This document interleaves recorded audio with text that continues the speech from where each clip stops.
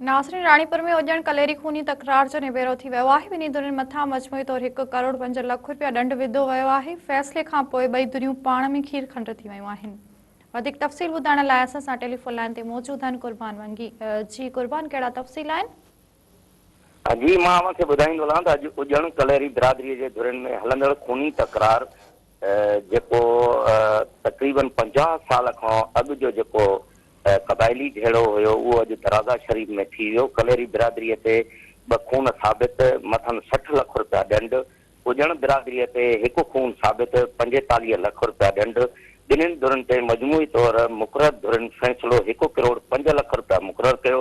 धुरियूं फ़ैसिलो क़बूल कंदे खीर खंड थी वियूं आहिनि। सिक्योरिटीअ जा बि तमामु सख़्तु इंतज़ाम थियल हुया। उजण ऐं कलेरी बिरादरीअ जे धुरियुनि में हलंदड़ खूनी तकरार जो जेको निबेरो हुयो उहो दरगाह हज़रत सचल सरमद जे सजादा नेशन पीर ख्वाजा अब्दुल हक फारूकीअ जी राजगाह ते मीर आबिद अली खान जतोई, सरदार ज़ुल्फ़ार अली कुमारियो, पीर ख्वाजा अब्दुल हक फारूकी गॾियल सरपंचीअ में थी वियो।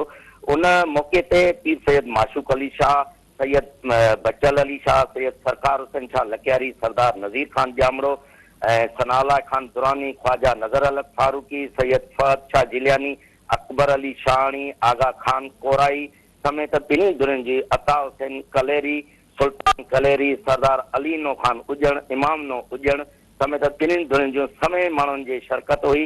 ऐं फ़ैसिले में बाद खोड़ा ड्रिब मेयर शाह जे इलाइक़नि में ख़ुशीअ जी लहर छाइजी वई। निबेरे जे मौक़े ते DSP ऐं 9 थाणनि जा SHO समेत वॾे तइदाद में पुलिस अहलकारनि सिक्योरिटी जा इंतज़ाम संभालिया हुया।